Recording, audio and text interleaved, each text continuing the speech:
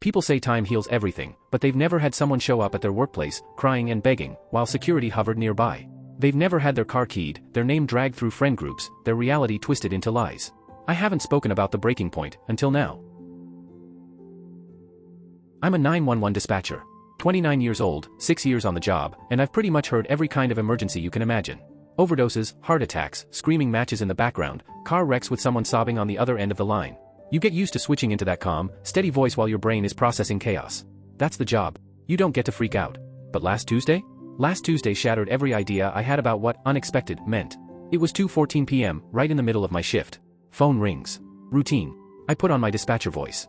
911, what's your emergency? All I hear is panic. Real panic. Oh God, he's not breathing. I think he's having a heart attack. And immediately, instantly, my stomach dropped straight through the floor because I recognized the voice. My fiancée. Her voice. On a 911 call. From somewhere that wasn't her office. She didn't recognize mine. Most people don't, not when I'm in work mode, and definitely not when they're drowning in fear. I kept it professional, even though my hands went cold. Ma'am, I need you to stay calm. What's your location? She rattled off an address I'd never heard before. Some random apartment across town. Not her office. Not anywhere she should have been. Who's not breathing, ma'am? There was this pause, this tiny, guilt-soaked pause, before she whispered, my friend. He just collapsed. Please, hurry. Friend. Right. I kept my tone steady, textbook perfect, while my brain spun out of control. Is he conscious? Is he breathing at all? No, I don't think so. His chest isn't moving. And then she broke down crying. I dispatched the ambulance. Walked her through CPR. Told her to put her hands in the center of his chest, to start compressions, to count with me. I spoke like a machine, but inside? I was spiraling. She was supposed to be at work all day. Back-to-back meetings, she said. Marketing coordination, she said. And yet here she was, in someone else's apartment, performing CPR on some guy whose heart just decided to tap out. The medics arrived fast. Ma'am, help has arrived. They'll take over. Thank you. Call ends. I sat in my chair for maybe 10 seconds, just long enough for the reality to burn its way in, then stood up and told my supervisor, I need to take an early lunch. Family emergency. He stared at me for a second. We'd worked together 4 years, he knows when I'm not okay. Take as long as you need, man. I clocked out, drove straight home to the apartment my fiancée and I had shared for 2 years. The place where we were planning a wedding. The place where, apparently, I'd been living like an idiot. First thing I did was call my buddy who owns a moving company. I need a favor. Like, right now. What's up? Relationship emergency. He didn't ask another question. I'll have a truck at your place in 45 minutes. I started packing the moment I hung up. I grabbed her suitcases from the closet, filled them with every piece of clothing she owned. Sweaters, dresses, all of it. Cleared the bathroom of her makeup, her lotions, her hair tools. Emptied her bookshelves. Gathered everything that belonged to her, and only her. By the time the moving guy arrived, big dude, gentle voice, he took one look at me and asked, where are we delivering? Storage unit. I'll text the address. I'd already rented one online. $89 for the first month. Cheapest freedom I ever bought. By 4:30 p.m., her entire existence was boxed, hauled, and gone. The apartment suddenly felt bigger. Cleaner. Peaceful in a way I hadn't felt in months. I finished the rest of my shift like nothing happened. That's the thing about this job, you can be falling apart inside and still sound like you've got it together. She walked through the door at 11:47 p.m., wearing her coat from work, holding her purse like she had a normal day. She smiled at me. Hey babe, sorry I'm late. Work dinner ran long. I just stared at her. That's funny, I said, because you called 911 at 2:14 this afternoon from an apartment I've never heard of. Reporting that your friend wasn't breathing. The color drained from her face so fast it was like watching someone unplug a lamp. What? I was your dispatcher, I told her. Small world. She froze. Completely still. I could practically hear her brain crashing. He okay, by the way? I added. Your friend? Medics arrived pretty fast. That wasn't, I can explain. Cool. While you do that, let me explain something. I held up the small metal key I'd put on the coffee table earlier. Your stuff is in storage unit 247 on Morrison Street. First month's paid. What? You can't just. I can. And I did. My name's on the lease. You moved in 2 years ago. You don't live here anymore. Her voice cracked. Where am I supposed to go? Not my problem. Maybe your friend's place. Unless he's still in the hospital. She tried the tears then. The big dramatic ones. Please, can we talk? Please. We are talking, I said. I'm telling you the engagement is over. I took off the ring I'd saved 8 months for, working extra overtime shifts, and slipped it into my pocket. It felt like putting away a version of myself I didn't need anymore. You need to leave. It's almost midnight. Then you better start calling people. She stood there for a full minute, waiting for me to soften, waiting for me to break. I didn't. She grabbed her purse and slammed the door so hard the neighbor came over to check on me. I told him it was just a breakup. He gave me that sympathetic nod people give when they don't know what to say. That was 3 days ago. Since then, my phone has been lighting up nonstop, her mom, her sister, her friends, all calling to tell me I overreacted. That I should have given her a chance to explain. Explain what? That she had to call 911 because her affair partner stopped breathing? That the only reason I even found out was because the universe decided to hand me front row seats to her betrayal? She wasn't coming clean. She wasn't ending things. She wasn't confessing. She was dealing with a medical emergency. And I just happened to be the one who answered the call. So, no. I didn't overreact. Not even a little. The fallout has been something. Not dramatic in the flipping tables way, but in the I'm exhausted from cleaning up someone else's mess way. Let's start with the storage unit. She picked up her stuff the very next day. But before she did, she called her mom sobbing about how I threw her out in the middle of the night with nothing. So of course her mom calls me, ready for war. How dare you kick my daughter out in the middle of the night? It was 11:47 p.m., I said calmly. Not exactly the witching hour. Also, she already had a key to her belongings. She could have been in danger. From what? I asked. Me sitting quietly on my couch? Because I'm pretty sure the only person in danger was me, from wasting more time on someone who lied to my face. You don't understand, her mom snapped. He was just a friend from college. They were studying. Ma'am, I said, she called 911 because her friend wasn't breathing. That's not studying. That's something else entirely. Her response? You always were cold. She told me you never showed emotion. Right. Because I'm a 911 dispatcher, literally trained not to panic while someone screams in my ear. But sure. Let's call that cold. She hung up on me. Then blocked my number. Blessings all around. The mutual friends debacle. We had about 6 couples we used to hang out with. She got to half of them first, spinning some story about me being controlling and jealous, and that the guy really was just a friend who had a medical episode, and that I abused my position to spy on her. The remaining 3 friends called me before forming an opinion.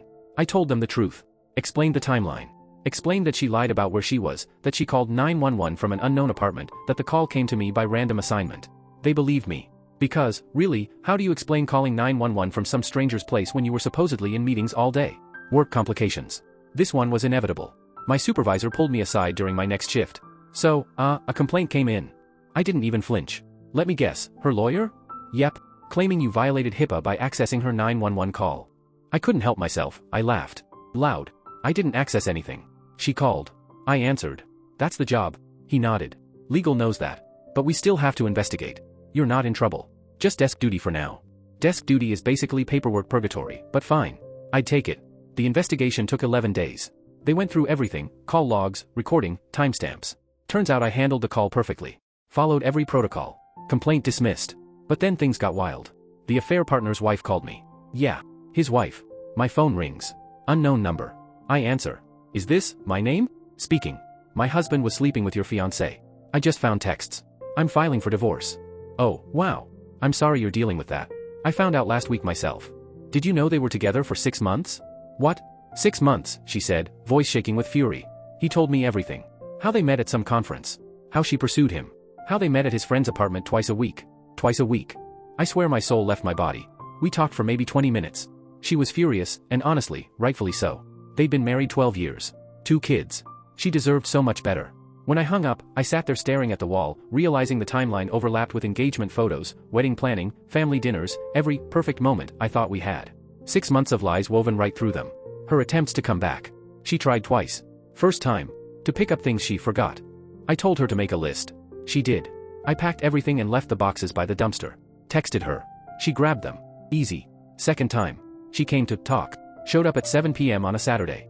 I didn't open the door. Her muffled voice through the wood. Please, we need to talk like adults. Nothing to talk about, I said. You won't even listen to my side. Your side is that you slept with a married man for 6 months while planning our wedding. What's left to discuss? It wasn't like that. It just happened? For half a year? Twice a week? Sure.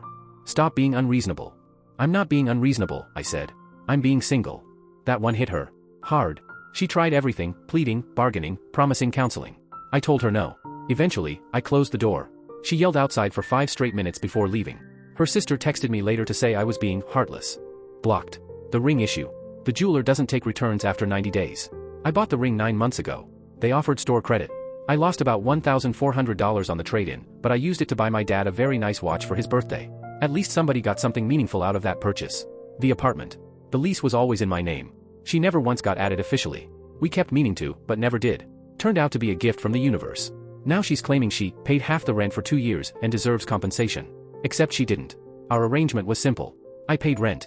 She covered utilities and groceries. It was balanced. And I have no interest in arguing. So I told her to sue me if she feels strongly. She won't. My lease ends in 3 months anyway. I'm not renewing. Too many ghosts in here. Looking at studio apartments closer to work. A clean slate. How I'm doing. People keep asking if I'm okay. And honestly? Weirdly, yeah. I'm hurt. Sure. Angry sometimes. But mostly? I'm relieved. I found out before the wedding. Before buying a house. Before kids. This could have been 10 times worse. 100 times worse. I was lucky, painful lucky, but lucky all the same. And now? Now I'm ready for a life that doesn't involve second-guessing every meeting, every late night, every study session. A fresh start is beginning to sound pretty good. Things escalated in ways I didn't see coming, and, honestly, in ways I absolutely did. Let's start with the other guy, the affair partner. His wife didn't waste a single second. She lawyered up, filed for divorce, and went straight for full custody. Apparently, her attorney is a shark in human form, and the guy's entire world is currently on fire. I know this because my ex showed up at my workplace. During my shift. She tried to walk right past security, but badge access saved me from the worst-case scenario. Still, she caused enough of a scene that my supervisor had to come find me. My supervisor pulled me aside. She's in the lobby. Says she needs to talk to you. I can have security escort her out. I sighed. Give me 5 minutes. When I walked into the lobby, she looked nothing like the polished, put-together woman I'd spent years with. Makeup smeared. Hair tangled. Pacing like the floor was on fire. The moment she saw me, she went off. You told his wife. No, I said. I didn't. Then how did she find out? Probably the same way I did. Turns out you're not as sneaky as you thought. She glared at me like I'd personally detonated her life. His life is ruined. He's losing everything. He has kids. And you don't even care. He should have thought about that before sleeping with an engaged woman twice a week for half a year. You're heartless. You keep saying that. Doesn't make it true. I didn't ruin anything. You two did that yourselves. Then she dropped a bomb I wasn't expecting. I lost my job because of you. That actually made me pause. What? I got fired. Someone told HR about the affair. They said it reflects poorly on the company. I didn't tell your HR anything. Then who did? I shrugged. Maybe his wife. Maybe someone you both work with. Maybe karma works overtime. I don't know, and honestly, I don't care. She started crying harder. I have nothing now. No job, no place to live, no fiancé. You had all of that 3 weeks ago. You chose to risk it. Consequences aren't optional. Security started walking over, and she bolted, right after yelling that I'd regret this. Later, I learned the truth. She wasn't fired. She quit. Why? Because the guy she cheated with also worked at her company. Different department, same building. The moment his wife filed for divorce and named my ex in the paperwork, the gossip spread like wildfire. She couldn't handle the whispers. So she walked out. Her choice. Still not my problem. The threats started next. Text messages from random numbers. You'll pay for ruining her life. She loved you and you threw her away. Hope you can live with yourself. Blocked everyone. More came. Blocked those too. Probably her friends. Or maybe she made fake numbers. Wouldn't surprise me. Then someone keyed my car. When I walked out after a shift, the words cheater were carved into the driver's side door deep enough to catch the light. Repair estimate, $800. Filed a police report. Insurance covered most of it. The officer asked, you think she did it? Her or one of her friends, I said. I'm not pointing fingers without proof. He nodded. You want to pursue harassment charges? Not yet. Just documenting everything. Smart. Keep records. If it escalates, come back. And then my landlord called. 3 separate noise complaints about domestic disturbances coming from my apartment. Spoiler, they weren't from me. My landlord sounded irritated and suspicious. I've gotten multiple reports of yelling and fighting. What's going on? I explained everything. She's been showing up uninvited, yelling in the hallway. I haven't laid a hand on anyone. Check the cameras. He pulled the footage. And what did he see? Her pounding on my door. Her arguing. Her refusing to leave. Me calmly closing the door and walking away. He called back. You're clear. But if she shows up again, you need a restraining order. I can't have this happening in the building. Fair enough. That was the moment I started seriously looking for a new place. Found a 1-bedroom 15 minutes from work. Cheaper. Quieter. Signed the lease last week. Move-in is next month. Fresh start incoming. The restraining order talk. Asked my lawyer friend about it. He said I probably had grounds, showing up at my job, showing up at my home repeatedly, harassment, threatening texts, vandalism, but he warned me. Once you file, things get messy. Lawyers get involved. She'll fight it. It'll cost time and money. It might not even get approved. Only file if you're ready for things to explode. Noted. Not filing, yet. But if she pushes me, I will. Her mom's parting shot. She called again from a different number and left a voicemail. Angry, dramatic, theatrical as always. You are ruining my daughter's life. One mistake, and you're punishing her forever. She has nothing. She's depressed. She's not eating. This is your fault. Adults forgive. Adults work things out. You need to take her back. Saved the voicemail. Listened once. Never responded. The affair partner's wife called again. We talked briefly to make sure our stories matched for her divorce filing. She sighed. His lawyers are claiming I drove him to it. That he was neglected. That I wasn't meeting his needs. I snorted. Classic cheat manual page 1. I work full-time, raise 2 kids, manage everything in the house. Apparently that's neglect now? What needs? Ego maintenance? Pretty much. She thanked me for being honest. I told her the same. We wished each other luck. The bright side. Work is good. The investigation cleared me. Back to normal shifts. Coworkers have been supportive. Turns out a lot of people have been through similar heartbreaks. I started therapy, not because I'm falling apart, but because I want to make sure I don't repress anything. Therapist says my response is healthy, no nuclear meltdown, no begging or bargaining. Just boundaries. Engagement photos are still on her social media. I untagged myself. Haven't looked since. 3 more weeks until I move. New apartment. New routine. New chapter. She can drown in the drama she created. I'm walking into something better. People keep messaging me asking how everything wrapped up, so here it is. The real ending. I moved into my new place 6 weeks ago.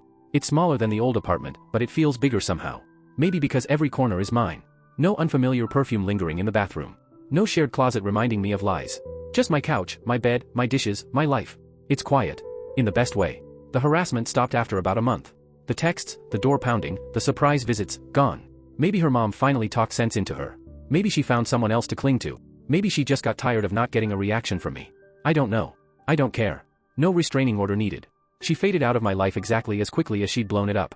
What happened to her? Mutual friends filled me in, not that I asked. She moved back in with her parents. Got a new job, smaller company, smaller paycheck, smaller everything. Still tells anyone who'll listen that I abandoned her over nothing. Apparently in her version of the story, I just woke up one day and decided to ruin her life for sport. Delusion is a powerful drug, I guess. What happened to him? The guy, the affair partner, didn't escape either. His ex-wife hammered him in the divorce. She walked away with primary custody, supervised visitation for him, and enough child support and alimony to make him rethink every decision he ever made. The court ruled that his affair directly affected his judgment as a parent. Actions. Consequences. Funny how that works. His ex-wife and I don't talk anymore.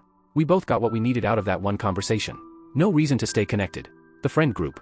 The 3 couples who sided with her stopped inviting me to things. Fine by me. The other 3 couples, the ones who listened before judging, have become closer friends than they ever were before.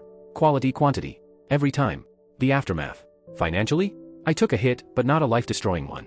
Lost $1,400 on the ring exchange. Spent $800 fixing the scratched car door.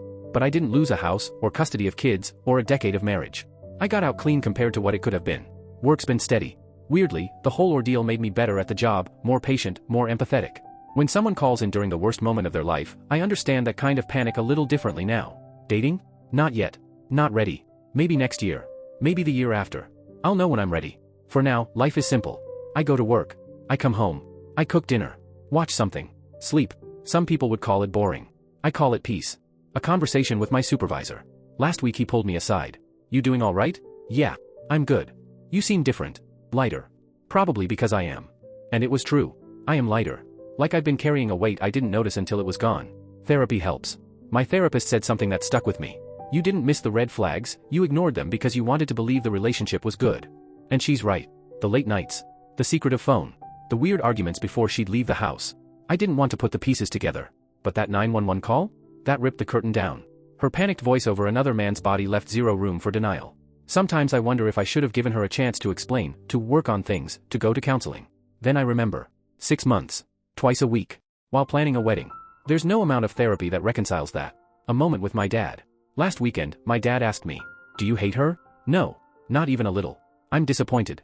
Frustrated. But hate? That takes too much energy. He nodded. Good. Hate would mean she still has power over you. He's right. She doesn't. The engagement is over. The relationship is over. The drama is over. What's left? My job. My apartment. My peace. My future. And that's enough. For anyone going through something similar. Trust your gut. Document everything. Don't let anyone convince you you're overreacting if something feels wrong. Your boundaries belong to you, not to them. I couldn't accept being lied to for half a year. I couldn't accept that she risked my emotional and physical well-being. I couldn't accept building a marriage on top of infidelity. So I didn't. I packed her things. Ended the engagement. Walked away. Moved forward. It wasn't perfect. It wasn't clean. It was messy and painful. But it was mine. My decision. My future. And I'm finally living it.